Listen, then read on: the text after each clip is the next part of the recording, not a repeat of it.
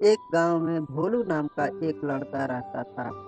उसके घर में केवल उसकी माँ रहती थी। भोलू घर में अकेला होने की वजह से घर का सारा खर्च अकेले ही उठाना पड़ता था। भोलू दिन भर मेहनत मजदूरी करता था। उससे जो भी पैसा मिलता था वह अपना घर चलाता था। भोलू हर रोज शाम को अपने खेत जाता था और खुदाई करता था तथा उसमें खजाना ढूंढता रहता था। जो कोई भी उसके खेत से होकर गुजरता था वह भोलू को गड्ढा खोदता देखकर उससे पूछ ही पड़ता था। अरे भोलू, यह क्या कर रहा है? भोलू सीधा जवाब देता था, मैं अपने खेत में खजाना ढूंढ रहा हूँ। तू तो ऐसे खजाना ढूंढ रहा है जैसे तेरे पूर्वजों ने यहाँ खजाना दबा के गए हों। यह कहकर वे लोग चले जाते थे, लेकिन भोलू उनकी बातें अनसुनी करके खोदता रहता था। ऐसे ही वह रोज करता था।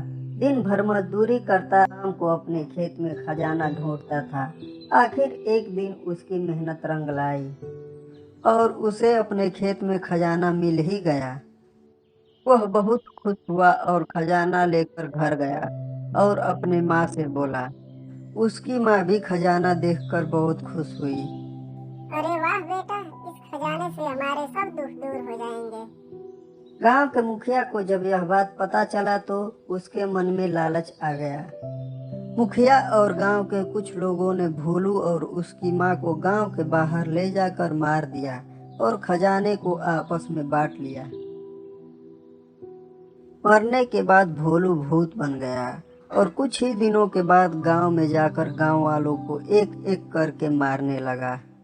रात में गोलू का भूत गांव में जाता और एक आदमी को घसीटता हुआ ले जाकर पेड़ पर टांग कर मार डालता था।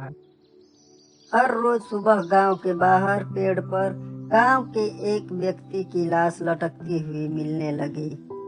गांव के लोग इस घटना से बहुत डर गए।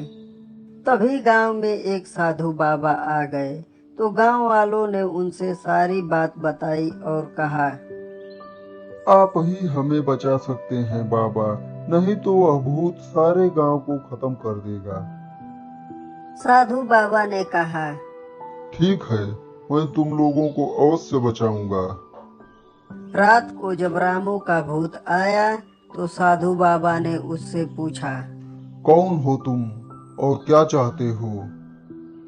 भूत ने कहा, हट जाओ मेरे रास्ते से, मैं किसी को भी नहीं छोड़ूंगा। तब साधु बाबा ने अपने कमंडल से पानी छिड़का तो भूत घबरा गया और बोला, जब तक मैं अपना बदला नहीं ले लूंगा तब तक यहाँ से नहीं जाऊंगा। साधु बाबा ने पूछा, कैसा बदला?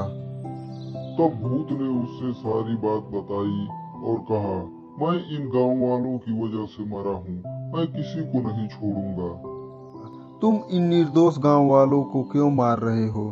तुम्हें तो मुखिया और कुछ लोगों ने मारा। जाओ, मुखिया और उन लोगों को मारकर अपना बदला ले लो और खजाना लेकर इन गांव वालों को छोड़ दो। भूत ने कहा, ठीक है। और भूत ने सबके सामने मुखिया और उन लोगों को पेड़ पर टांग कर मार डाला और खजाना लेकर चला गया।